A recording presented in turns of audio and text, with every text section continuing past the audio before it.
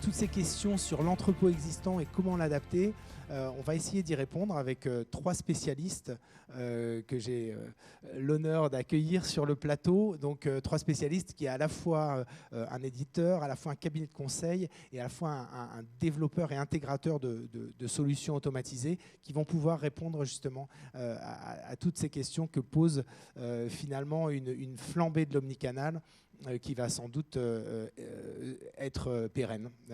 D'ailleurs, c'est même pas sans doute, je pense que là, tout le monde s'accorde à dire que c'est pas quelque chose d'éphémère.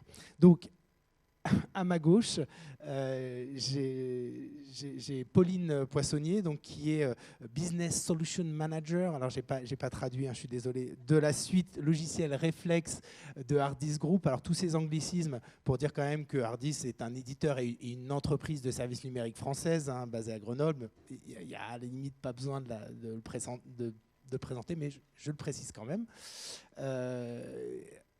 Bonjour.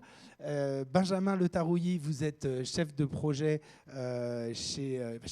senior pardon, chez Ethio. Donc Ethio est un cabinet de conseil plutôt spécialisé dans l'accompagnement à la maîtrise d'œuvres ou d'ouvrages dans l'immobilier logistique et dans l'intralogistique, on peut dire ça comme ça? C'est ça, oui, exactement. À la base, Ethio est un cabinet de conseil d'AMO dans l'immobilier et qui a créé, il y a maintenant 2 ans, sa filiale logistique pour proposer à nos clients une offre vraiment clé en main sur l'ensemble de la chaîne. D'accord. Et puis Pierre-Yves Minareau, vous êtes directeur général adjoint de Scalog. Donc Scalog, on le présente aussi, même si beaucoup de gens, et notamment des gens des lecteurs de la newsletter le connaissent bien. Vous êtes concepteur et intégrateur de solutions de préparation de commandes automatisées avec des petits robots qui portent des étagères. Pas que, maintenant il y a tout un éventail de solutions que vous commencez à proposer, c'est à peu près ça? Tout à fait, c'est bien résumé. Donc, le principe de Scalog étant d'avoir des robots qui vont déplacer les étagères pour les amener à l'opérateur.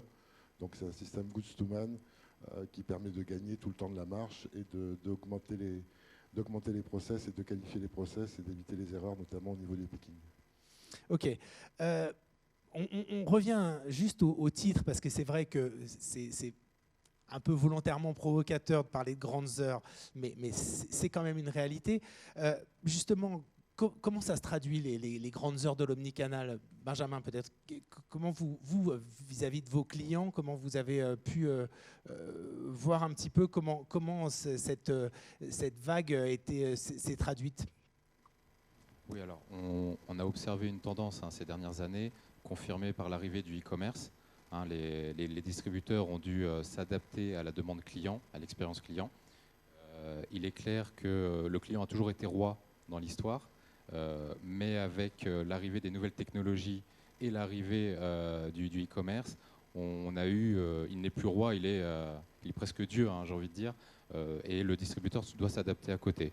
Il s'adapte comment? Il s'adapte grâce aux outils digitaux, donc je parlais de nouvelles technologies, tout ce qui va être big data, les logiciels proposés, donc que ce soit du WMS, de l'OMS ou du TMS, mais également aussi au niveau vraiment purement opérationnel, via les technologies de préparation de commandes mécanisées ou automatisées, qui elles aussi du coup suivent les tendances de cette évolution, de cette flexibilité, pour proposer aux distributeurs des solutions permettant de répondre aux exigences de leurs clients.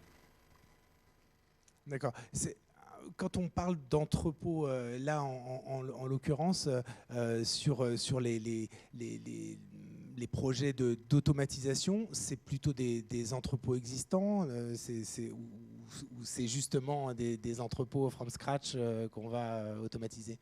Alors on peut vraiment tout avoir, tout dépend du secteur d'activité et puis de l'implantation existante du client. Ce qu'on a remarqué, nous, vraiment, c'est vraiment un changement d'organisation dans les schémas de distribution, où à l'avant, on avait vraiment une organisation plutôt classique, où chaque canal avait son entrepôt dédié. D'accord ? Donc un canal pour le réassort des magasins. L'arrivée du e-commerce a fait générer des nouveaux entrepôts spécialement dédiés au traitement de ces nouveaux flux. Et du coup, via l'omnicanalité et et la volonté du distributeur de pouvoir traiter l'ensemble des informations du mieux possible, toujours pour plus de fidélisation vis-à-vis de ses clients. Aujourd'hui, on tend plus vers une organisation entrepôt multitâche, hein, qui centralise l'ensemble des informations et l'ensemble des flux de livres. Qui date de combien de temps? Là, on ne parle pas de la mini révolution qui est en train de se profiler. Ça date déjà depuis quelques années, cette tendance à justement rassembler au sein du même entrepôt les activités e-commerce et les activités magasins, pour ceux qui en ont. Mais... Complètement. Hein, l'objectif, encore une fois, hein, c'est l'objectif du distributeur ou du logisticien, hein, c'est vraiment d'assurer un service client, une traçabilité dans ses commandes la plus efficace possible. Et pour ça, la meilleure solution est vraiment d'avoir l'ensemble de son stock, l'ensemble de ses références, l'ensemble de ses données traitées sur un seul et même entrepôt. Et pour répondre à votre question, oui, cette tendance maintenant date de quelques années. Elle a été confirmée, moi je dirais à peu près avec mes collègues, une bonne 5-6 ans facile, hein, que ça se tend comme ça vers une centralisation, vers des entrepôts multicanaux, omnicanal. Donc, ça, c'est une tendance lourde et qui date de 5-6 ans. Est-ce que, là, c'est pour reprendre aussi des expressions journalistiques, hein, du monde d'avant et du monde d'après, est-ce qu'il y a réellement, quand on parle d'entrepôts aujourd'hui et d'entrepôts qui peuvent vécu ces derniers mois? Est-ce que justement l'afflux des commandes e-commerce, ou en tout cas certains pics qui n'étaient pas forcément anticipés, fait qu'il va falloir reconcevoir un petit peu la manière de traiter les commandes en entrepôt? Alors tout à fait. Alors, là justement aujourd'hui avec moi on a deux experts, hein, de l'intérieur de l'entrepôt, hein, l'intralogistique, aussi bien côté opérationnel que data. Clairement, l'entrepôt doit se réadapter. On doit traiter toujours plus de volume, toujours plus de données, toujours plus de flux dans une surface, si possible, la plus réduite possible. Si vous avez un entrepôt déjà existant, c'est comment générer mes flux sans avoir à déménager, comment gérer mes flux sans avoir à déménager.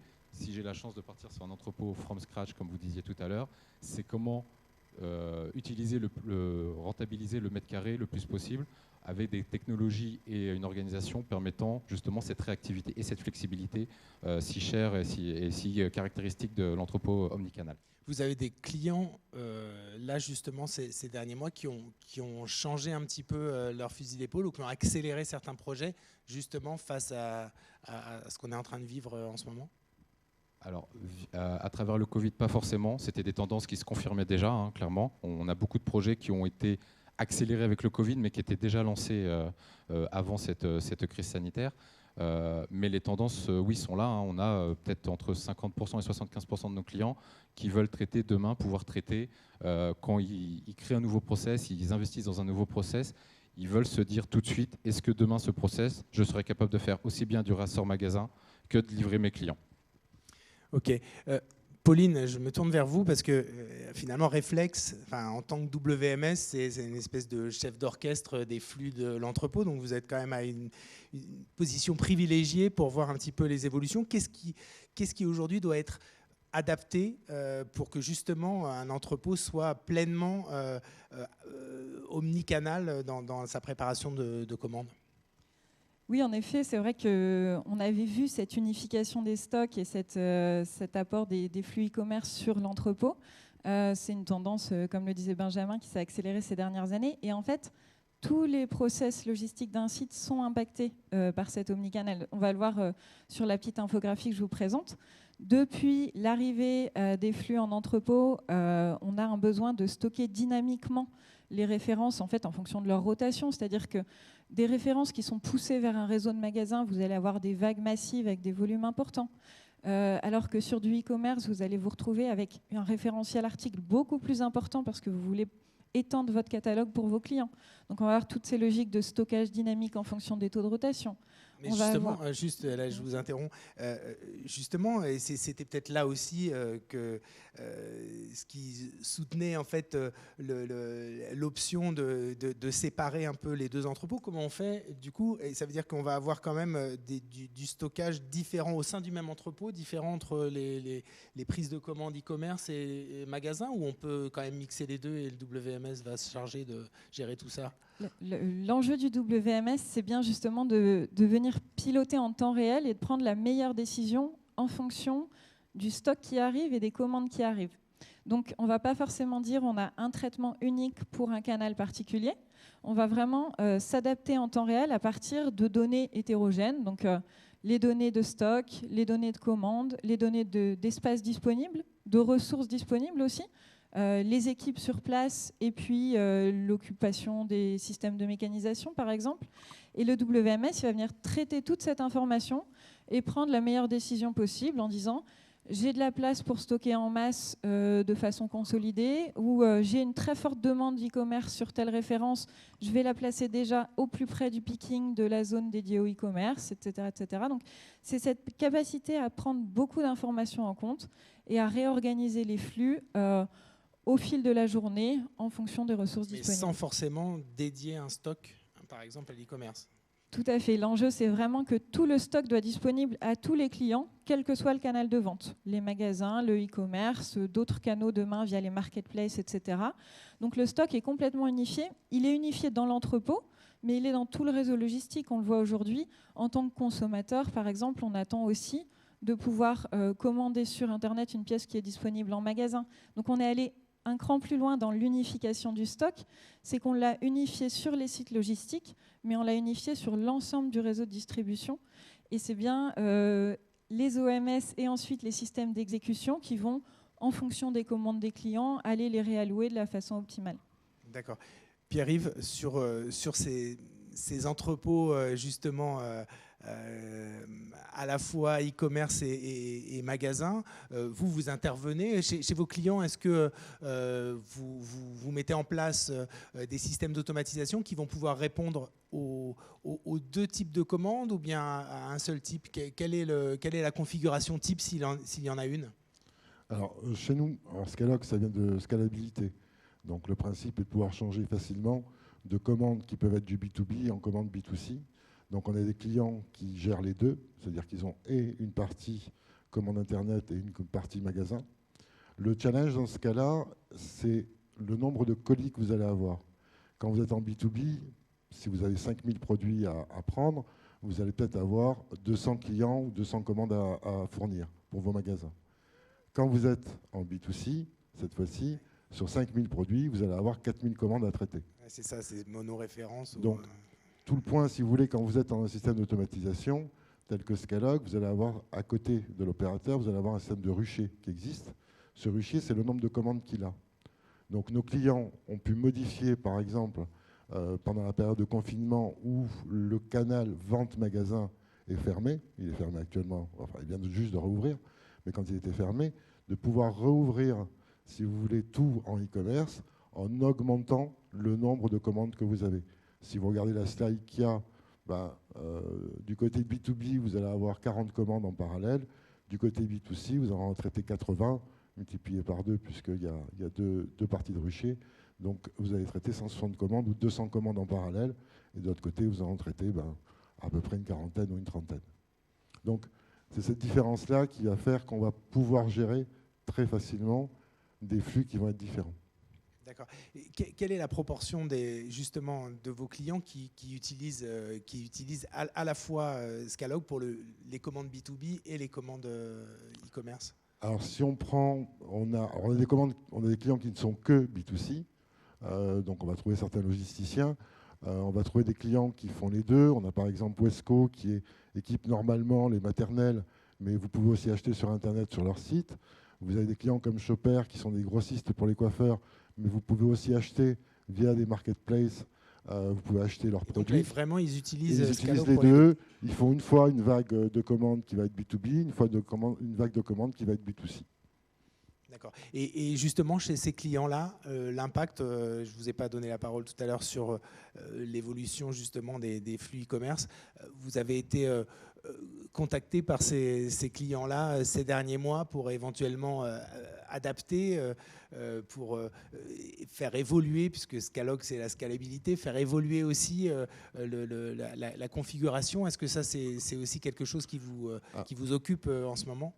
Alors pour nos clients, c'est assez simple, c'est-à-dire que la vague de commandes qu'ils vont avoir va être différente, le rucher qu'ils vont avoir va être différent, ils vont pouvoir le gérer d'eux-mêmes. C'est-à-dire que certains n'ont pas fait appel à nous pour augmenter le pourcentage, si vous voulez, de ventes Internet qu'ils avaient entre un confinement et, on va dire, des magasins ouverts. Donc nos clients ont pu le faire d'eux-mêmes. C'est-à-dire que là, ils vont faire intervenir par exemple un rucher, alors que jusqu'à présent, pour le B2B, ils n'en avaient pas besoin, qui était déjà prévu, mais ils l'utiliseront de manière plus intense, quoi, voilà. En fait. Où ils ont fait appel à nous, c'est qu'on a fait des systèmes de support particuliers, puisque typiquement, pendant toute la période de confinement, les ventes ont augmenté au niveau d'Internet, et on a dû les assister des fois jusqu'à 24 heures sur 24, certains le samedi, pour pouvoir les assister et pour intervenir pour que ça puisse fonctionner de manière plus intense. D'accord. Je reviens vers vous, Pauline. On n'a pas parlé là du click and collect. Est-ce que ça, parce que finalement le click and collect, là, on est vraiment dans l'omnicanal, c'est vraiment à mi-chemin puisqu'on fait quand même, c'est du B2B2C en fait. Est-ce que ça change quelque chose dans la préparation des flux ou finalement on va préparer des commandes e-commerce classiques, sauf qu'on les expédiera pas vers le client final. Est-ce que dans l'entrepôt, ça veut dire qu'il y a quelque chose à faire pour optimiser tout ça ? Alors déjà, dans le click and collect, ça dépend si on le prépare en magasin ou en entrepôt, puisqu'on a quand même un certain nombre de clients qui choisissent de préparer le click and collect directement depuis du stock disponible en magasin. Donc ça, c'était une première stratégie qui se développe de plus en plus. Vous proposez une offre de WMS parce light. qu'en fait, il s'avère que beaucoup de magasins deviennent des petits entrepôts de proximité et qu'on mutualise les points de stockage pour être au plus près du client et répondre à ses enjeux. Donc, notamment pendant la période de confinement, on a vu l'apparition du terme de dark store ou de micro-fulfillment. C'est ces sites de proximité qui sont dédiés à de la préparation click and collect ou livraison à domicile. Donc ça, c'est un des premiers challenges pour beaucoup de retailers sur comment mieux utiliser leur réseau. Et puis, sur l'entrepôt en lui-même, le click and collect devient en fait un nouveau flux de préparation e-commerce auquel les retailers s'adaptent. Ce qui est vraiment intéressant, c'est l'agilité qu'ils vont avoir dans ces flux et le fait d'avoir fait ce pas de mettre en place un système temps réel, notamment via le WMS, leur permet de gagner en agilité. J'ai des exemples assez concrets. On a un client d'Argeling qui avait fait le choix au début de l'ouverture de son site e-commerce il y a une dizaine d'années de plutôt prester sur un site dédié son flux e-commerce. Et puis les volumes ont augmenté, il a passé un cap autour de 500-600 commandes par jour. Et il y a 2 ans, il a décidé de réinternaliser ses flux e-commerce sur son entrepôt historique B2B qui livrait les magasins.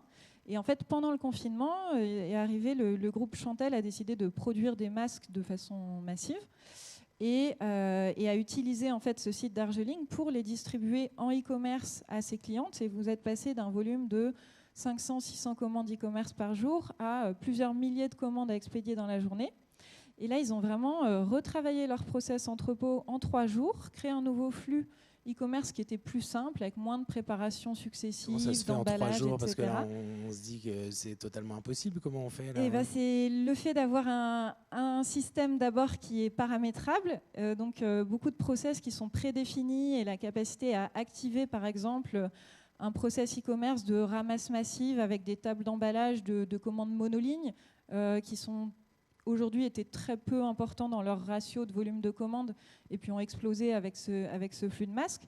Et puis un petit peu d'adaptabilité sur le terrain avec des tables ajoutées pour traiter ces différents postes, l'utilisation de tablettes là où il n'y avait pas de PC fixe, etc. Mais c'est bien l'apport des technologies et des systèmes qui permet très vite de réajuster son fonctionnement sur ce type Dans ces de cas-là, flux. on va reparamétrer le WMS, On ajoute un flux, c'est-à-dire qu'on vient activer une fonctionnalité qui n'était pas utilisée sur le site. C'est juste Et en cliquant puis, dans un menu. Ouais, je caricature un peu, non, mais... Non, mais c'est l'enjeu, c'est vraiment de faire des choses qui sont accessibles à des key users du terrain pour leur donner cette agilité et qu'on ne soit pas dépendant ni de l'éditeur, ni d'équipe informatique pour aller traiter ce type d'adaptation. Moi, j'ai une question là qui vient du public. Justement, est-il possible de préciser comment gérer un stock unique pour des canaux de distribution différents avec un WMS ? Vous avez 3 heures. Non, juste en 2 mots, est-ce que déjà c'est possible? Et là, ce que vous dites quand même, c'est qu'on peut le reconfigurer, le reparamétrer assez, entre guillemets, facilement. Bien sûr, en fait, vous allez quand même décider de à quel moment vous réservez le stock pour un client, par exemple. Donc, on considère qu'en e-commerce, le client est prioritaire et doit être servi. Dès qu'une commande e-commerce arrive et selon son degré d'urgence, on va venir réserver le stock disponible. Peut-être que sur votre flux magasin, vous autoriserez à déprioriser certains flux. Donc, votre engagement et le respect de l'engagement en fonction des flux peut changer.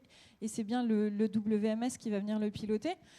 C'est aussi le fait de venir injecter en temps réel des commandes dans le flux de préparation. C'est-à-dire que, typiquement, dans une logique de préparation magasin, on parlait de préparation par vague, où tous les jours, on préparait les commandes de l'après-midi, du lendemain.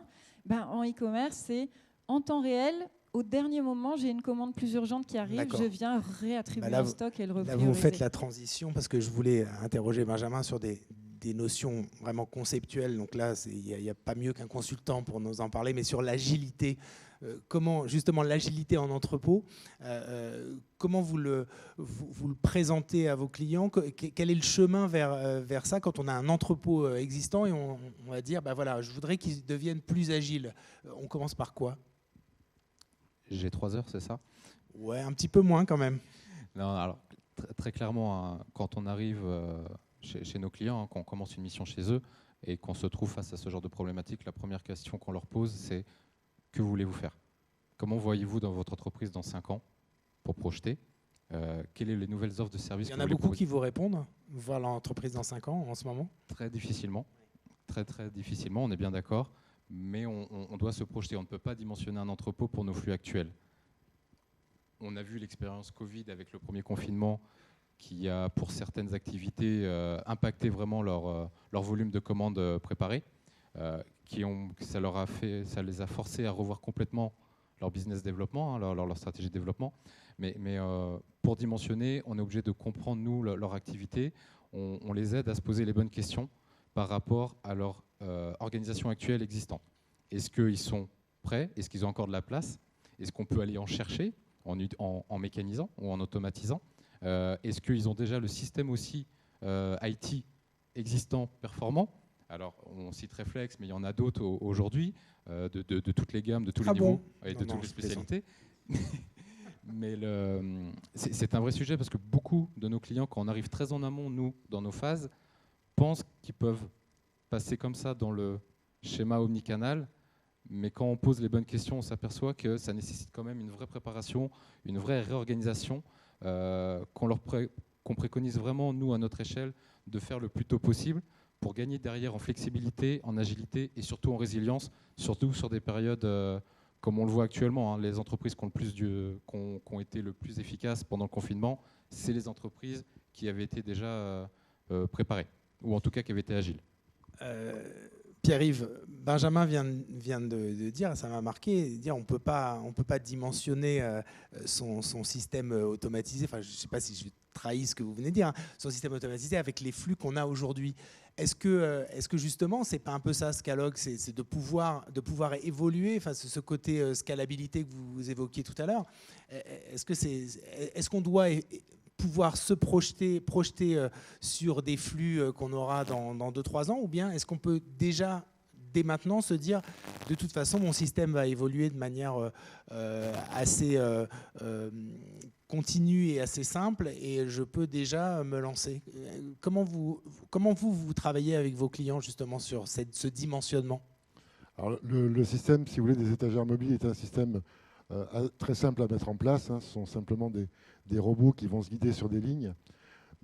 et qui vont déplacer les étagères. Donc de Des lignes autocollantes en fait. Non, oui, c'est juste des autocollants qui sont posés au sol. C'est un guidage optique. Donc ce qu'on va pouvoir faire, c'est à un moment augmenter cette zone en rajoutant des bandes. On peut rajouter des étagères, on peut rajouter des stations de travail, on peut rajouter des robots. Donc on a des clients, nous, qui sont partis avec une station, 7, 8 robots, et aujourd'hui ils sont à 30 robots avec 2, 3 stations. Donc il y a une évolution, si vous voulez, du système qui permet de gérer plus de flux, de gérer plus de stock, plus de commandes, etc. Donc de manière très très simple chez nous. Et on peut rajouter des postes opérateurs à volonté. Vous pouvez rajouter des postes opérateurs. Ça prendrait combien de temps? Imaginons un système que vous avez déjà installé, on veut rajouter 3 postes opérateurs et 4 ou 5 robots, quelques étagères, etc. C'est l'affaire de combien de temps? Alors, d'abord, on n'arrête pas la production quand on va faire ça. C'est la première chose, c'est déjà en place.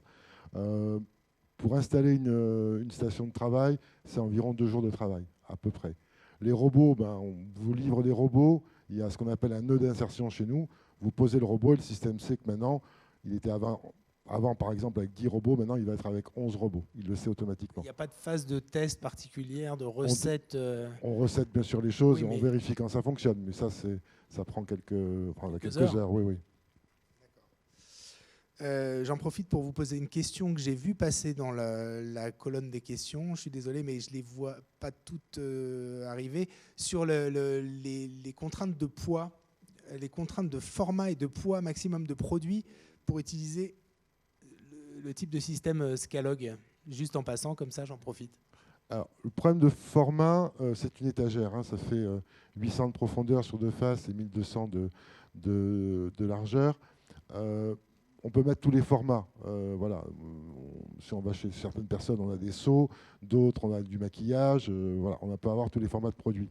Le point à prendre en compte, la limite, c'est pour l'opérateur, c'est la prise du produit.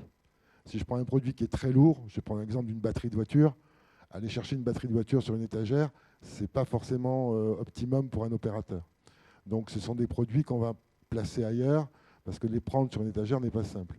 Après, la limite, si vous voulez, du système... Parce que dans Goods to Man, il y a aussi le man. Il y a aussi le man quelque part. Goods to personne, pardon. Donc, et le point, c'est qu'aujourd'hui, on supporte, nous, une charge de 600 kg sur nos robots. D'accord. Juste, Pauline, pour revenir un petit peu sur le côté agilité et se projeter, est-ce qu'aujourd'hui, là aussi, des projets d'évolution du WMS, combien de temps ça prend et sur quelle base on va adapter le WMS? Est-ce que tout à l'heure, on parlait il suffit de cliquer pour... J'imagine que tout ne se passe pas comme chez Darjeeling. Il y a aussi quelques évolutions, notamment un entrepôt qui serait justement pas forcément bâti pour l'e-commerce au départ. Est-ce que là aussi, c'est un chantier SI avant tout? Puisque Benjamin disait que le SI, c'était quand même important. C'est surtout de savoir si le SI va tenir le choc. Mais est-ce qu'il y a d'autres chantiers à mettre en place dans ces cas-là? Alors, côté informatique, il y a plusieurs étapes. Il y a déjà le premier équipement de mise en place d'un nouveau WMS. Ça peut être des chantiers qui vont de quelques mois jusqu'à 1 an en fonction de la complexité des sites. Et puis après, il y a le fait de pouvoir justement intégrer des nouveaux process. C'est ça, faire évoluer tout en avoir l'activité existante. Tout en maintenant son activité existante. Et là, c'est vraiment clé. Et c'est notre cœur de métier parce qu'on a accompagné des prestataires logistiques aussi qui intègrent très rapidement de nouveaux clients, de proposer des process en fait préconfigurés qu'on va venir activer comme j'ai expliqué sur le cas d'Argeling. Ça concerne les process humains, mais en fait il y a aussi un énorme enjeu, comme on en parlait avec Pierre, sur intégrer la robotisation et la mécanisation sur les sites, qui permet d'accompagner ce développement du e-commerce. Et donc un des challenges pour nous, c'était d'ouvrir le WMS en disant oui, bien sûr, il doit piloter les équipes et adresser les bons workflows de travail, mais aussi de plus en plus piloter les systèmes robotisés et mécanisés.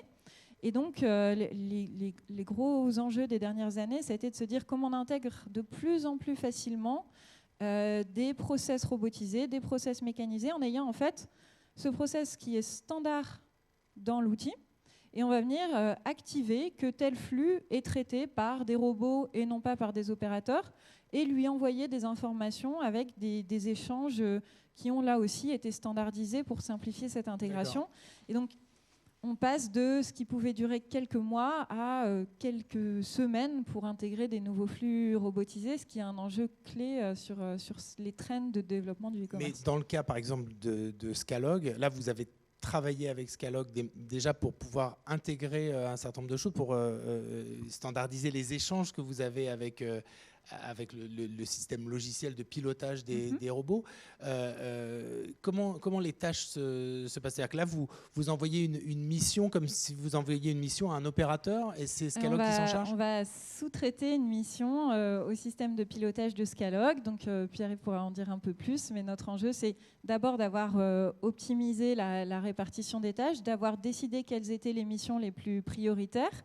Le stock est porté par une zone qui est pilotée par les robots Scalog, et on lui envoie les missions à traiter pour le laisser exécuter ça de façon optimale. Pierre-Yves. Donc je reçois bien la vague de commandes ça y est, de la part de Reflex. Donc je reçois une base article, je reçois toutes les vagues de commandes, les vagues d'inventaire, les vagues de réapprovisionnement. Et le WMS nous voit comme une zone, simplement dans Scalog. Et après, nous, on va gérer tout ce qui se passe à l'intérieur. Le WMS sait que le stock est là et que les commandes doivent passer par la zone Scalog, et il nous envoie la vague de commandes que nous, on traite entièrement. D'accord, mais donc on peut envisager même que finalement vous sous-traitez, là finalement vous sous-traitez un peu la préparation de commandes pour certains articles, par exemple e-commerce, qui pourraient être ensuite réintégrés. Il y aurait une consolidation si par exemple pour le click and collect, une consolidation vers les magasins avec d'autres types de... On reprend le relais, on a l'information de commandes préparées, et puis on va venir traiter des process de consolidation, de contrôle, d'expédition dans les process classiques adressés dans le WMS. Donc cette complémentarité, cet échange temps réel et cette capacité aussi à donner de l'information aux équipes pour piloter l'ensemble des systèmes, c'est un des enjeux des années à venir sur les sites logistiques, avec cette augmentation des assistances, des automatisations et des mécanisations qui sont parfois plusieurs couplés sur un même site et qu'il faut venir synchroniser pour éviter les goulots d'étranglement, prendre en compte les capacités, se dire si à un moment donné on a trop de commandes par rapport à la capacité d'une mécanisation, est-ce qu'on rebascule une partie sur un process manuel, etc. C'est ce type d'enjeu qui arrive aujourd'hui. Ouais. D'accord. Je voudrais qu'on fasse un petit focus sur deux process qui sont aussi là pour le coup forts de conséquences quand les flux e-commerce commencent à augmenter dans un entrepôt omnicanal. C'est à la fois le côté emballage et le côté gestion des retours. Est-ce que vous avez, Benjamin, été amené à justement reconcevoir un petit peu ces process-là dans un entrepôt existant? Comment on fait dans ces cas-là? Et d'abord, il faut trouver sans doute de la place. Mais voilà, est-ce que là aussi, il y a une méthode? J'imagine que vous allez me dire qu'il faut se poser les bonnes questions en premier. mais à part ça, est-ce qu'il y a des choses à respecter Alors, sur la notion des retours, effectivement, surtout dans les entreprises où l'activité principale est le e-commerce, ça peut aller de 15 à 20% de flux retours qui reviennent dans l'entrepôt. Il y a deux manières de les traiter. Soit vous avez de la place et vous pouvez les opérer directement sur votre site qui prépare les commandes. Et dans ce cas-là, grâce à des outils tels que nous proposent des gens comme Ardis ou des technos comme Scalog, on peut optimiser cette gestion de retour et le traitement et de le réinjecter le plus vite possible dans le flux de préparation de commandes. Ce qui se passe aussi des fois, c'est si la place n'est pas forcément disponible, c'est prendre malheureusement entre guillemets un deuxième site ou de le sous-traiter. Tout dépend des volumes et de la complexité des retours qui reviennent. Si c'est un retour magasin, donc c'est des grosses vagues, c'est plutôt en général plus simple à traiter, donc ça va se faire par vague sur site. Si c'est du retour client e-commerce, c'est beaucoup de références différentes, beaucoup de quantités et pas forcément triées. Donc il y a toute cette étape de tri, et ce tri-là prend de la place, clairement. Et c'est là l'avantage aujourd'hui de sociétés comme Scalog ou d'autres qui proposent une technologie très innovante par rapport à ça, c'est de pouvoir automatiser ce process-là et de pouvoir tout de suite le rendre opérationnel, la pièce prête pour la préparation de commande. Et là, je me tourne vers l'évolution des systèmes éditeurs comme Ardis, qui permettent justement, en temps réel, de prendre l'information et de la redescendre directement. Pour pouvoir ensuite rendre le produit immédiatement disponible à la commande et une fois à peine arrivé qu'il est contrôlé et reparti. D'accord. Sur la partie emballage, juste en 2 mots, il y a des choses aussi... Alors, sur la partie emballage, il y a aussi des évolutions. On remarque que, bon, comme toute évolution, dans un premier temps, ça coûte plutôt cher de manière générale, même si on voit qu'il y a un ROI dans nos études et analyses dans nos benchmarks. Ces solutions-là sont existantes. Maintenant, faut vraiment regarder les volumes, parce qu'en général, dans l'e-commerce, qu'est-ce qu'on veut voir? On veut pouvoir traiter du multiformat de colis. Et qui dit multiformat de colis dit plusieurs machines d'emballage ou une plus grosse capable de gérer tous les formats, mais qui nécessite du coup soit plus de place, soit un investissement plus important. Mais les solutions existent aujourd'hui. Tout dépend vraiment d'avoir le bon volume pour avoir la meilleure rentabilité, quoi.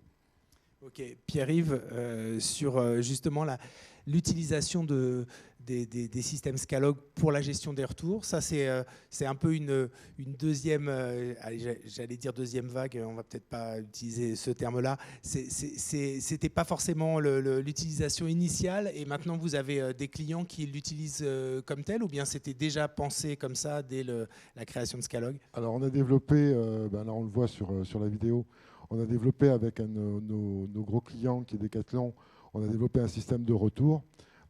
Faut savoir que il y a 4 sites en tout équipés pour ces retours-là. Le principe étant d'avoir, si vous voulez, des étagères dans lesquelles vous n'avez que vous avez une multitude d'emplacements qui sont vides. Vous prenez votre produit, vous mettez votre produit dans l'emplacement, vous scannez l'emplacement et l'étagère repart. Donc là, on voyait le picking et juste avant, on avait le retour, avec des gains de productivité qui sont à peu près multipliés par 8. Et ensuite, ce sont des produits qui sortent en premier. Par rapport à un traitement manuel des retours. Par rapport à un traitement manuel. Ce qui est énorme. Ah oui. Oui, oui. Et donc là, ça veut dire que le système étant connecté évidemment au WMS, il dit ça y est, en priorité, on peut déjà traiter cette commande avec ce produit-là parce qu'on l'a en stock, quoi. Tout à fait. Le WMS va mettre tous les produits qui sont dans la zone de retour, entre guillemets, en priorité de sortie pour vider ces emplacements-là. D'accord. Et ça fonctionne avec tous les WMS, avec des WMS avec lesquels vous avez justement réalisé des développements. Là, j'imagine avec Hardis, c'est le cas, mais ah oui, avec n'importe quel WMS oui, n'importe quel WMS, c'est simplement de dire que dès que ce produit arrive là, il passe automatiquement dans cette zone. C'est en standard dans tous les produits WMS du marché. Oui. D'accord. Pauline, on ne vous a pas entendu sur la gestion des retours. Est-ce que vous avez peut-être même des observations de terrain chez des clients Ce qui est important, c'est que avec l'augmentation des volumes, on voit aussi qu'on va venir mettre de plus en plus d'intelligence dans ce process. C'est-à-dire que là où on avait globalement souvent un traitement assez unique, je reçois la pièce, j'ouvre le colis, je qualifie, je le remets en stock. Alors dans une zone dédiée comme l'a présenté Scalog, ou bien en reconsolidant un emplacement existant. Mais en fait, on se rend compte qu'on peut optimiser ce process en prenant des décisions en temps réel. Vous le voyez, il y a plein de cas de retour différents. Vous pouvez avoir un retour parce qu'un client n'était pas chez lui. Donc vous recevez l'article, une erreur d'adresse, un client non présent, etc. Pourquoi ouvrir ce colis, qualifier le stock, etc. pour aller repréparer la commande? Donc en fait, en temps réel, en fonction des informations qu'on va avoir de l'opérateur, on va décider de ce qui est plus pertinent. Est-ce qu'on le renvoie à l'identique en corrigeant l'adresse? Est-ce qu'on le réintègre en stock? Est-ce qu'on reconditionne l'article parce que c'était juste un petit problème qualité qui peut être résolu sur le terrain pour le réinjecter très rapidement dans le flux? Donc on va venir industrialiser aussi ce process de retour et avec des gros enjeux de gain de productivité et surtout de remise en circulation très rapide du stock qui doit être à nouveau disponible pour le consommateur. Donc là, on voit, je pense que c'était aussi ce que vous aviez évoqué dès le début. On va vraiment s'appuyer de plus en plus sur les données. Enfin là, il faut vraiment avoir le maximum d'informations pour pouvoir prendre des décisions intelligentes. Finalement, c'est ça, c'est l'entrepôt intelligent. C'est ça, exactement. Équipé de tout un tas de technologies, mais avant tout, qui puisse se baser sur des informations qu'aujourd'hui, on ne prend pas forcément en compte systématiquement. déjà, on n'utilise pas toujours l'information qu'on a à disposition, et aussi, elle est tellement hétérogène et complexe que c'est extrêmement difficile pour les gens qui pilotent les entrepôts de savoir prendre la bonne décision. Donc c'est là qu'on va, nous, devoir venir mettre de l'intelligence dans les outils pour, par défaut, tant qu'on peut le faire, en fait, le WMS va jouer le rôle de chef d'orchestre et attribuer les flux, distribuer le travail, et puis aussi, sur exception, être capable avec des choses très simples, de l'alerting visuel, des écrans dans l'entrepôt, des notifications par message, etc. Donner l'alerte à des équipes en disant on a un risque de ne pas respecter une promesse client, de rater un départ camion, etc. Et de lui suggérer comment réorganiser ses flux pour toujours respecter au maximum cet engagement vis-à-vis des clients. Je regarde ma rivière de questions là, mais je vois pas tellement de nouvelles questions qui nous arriveraient. Là, on en a eu quelques-unes et on y a répondu. Alors peut-être que ouais, non, oui, c'est en redescendant. Si on peut remonter un petit peu. Il faut remonter la liste. Parce que là, il nous reste à peu près 2 minutes. S'il y a quelques questions, voilà. Oui, peut-être encore un peu. Voilà. Bon, les priorisations de commandes, marketplace versus commandes via le site de l'entreprise, avec la notion de temps réel et accélération, si toutes les préparations sont lancées au fil de l'eau, comment peuvent-elles être priorisées? Donc là, on a parlé un peu des vagues de commandes. Là, maintenant, on a vraiment cette notion de temps réel dans de nombreux WMS. Sur de l'ordonnancement sans vague, en fait, ce qu'on va faire, c'est qu'on va avoir un backlog de commandes qu'on va avoir déjà calculé, et au dernier moment, on peut réinjecter des commandes plus prioritaires. C'est des technologies qui commencent à s'aboutir. Ouais. Alors, on a un utilisateur de Scalog aussi qui nous fait partager son expérience, qui dit « Nous avons connu la nécessité d'étendre d'abord il y a 3 ans, puis recompacter il y a 2 mois, à chaque fois en un week-end. La flexibilité est un atout majeur. » Et je vois que c'est un client commun. Donc Vous êtes d'accord, Pierre-Yves? Tout à fait. Je ne sais pas quel client, je ne le vois pas d'ici. C'est Jean-Baptiste Bernicot d'IDEA. Oui, qui travaille pour sous-traitance de Airbus. C'est ça. On peut remonter encore un tout petit, enfin redescendre un tout petit peu pour que je puisse voir les dernières. Non, plus dans l'autre sens. Voilà. La gestion des retours, on en a parlé, les solutions innovantes, pour le coup, justement, on a parlé de Scalog. Moi, j'ai une toute petite question, on va l'aborder, mais alors vraiment, en filigrane, mais on parle des entrepôts existants, Pierre-Yves. Vous voyez arriver. On parle des entrepôts existants qui sont généralement, et là, c'est un problème de place aussi qu'on a. On voit aussi qu'il y a des installations Scalog qui peuvent être installées en mezzanine. Aujourd'hui, ça représente combien de cas? Est-ce que c'est une tendance aussi qui peut être relevée de pouvoir faire évoluer son entrepôt existant en plaçant ce système-là avec des robots et des étagères sur un étage? Tout à fait. On a, par exemple, Bretagne Service Logistique qui travaille pour le groupe L'Oréal et qui travaille aussi pour Gémeaux, qui à un moment a manqué de place dans son entrepôt, a décidé de construire une mezzanine. On a monté les robots sur la mezzanine et on fonctionne aujourd'hui sur la mezzanine de Bretagne Service Logistique. On a d'autres clients comme ça qui sont dans ce cadre-là. Donc à un moment, quand vous manquez de place, on peut tourner en dessous des mezzanines, ce qui est le cas de IDEA par exemple avec Airbus, ou au-dessus des mezzanines. Ce qui est le cas de Bretagne Service Logistique ou de Sanofi ou d'autres groupes. Ok, j'ai pas tellement. Alors, je vais déraper un tout petit peu en quelques secondes pour le mot de la fin. D'abord, pour vous remercier d'avoir assisté à cette conférence, pour vous dire qu'il y a une autre conférence sur l'automatisation qui va débuter dans quelques minutes. Et puis suivez aussi les conférences de cet après-midi sur le transport et la grande logistique. Voilà, je vous remercie et je remercie surtout mes 3 conférenciers qui m'ont accompagné. Au revoir.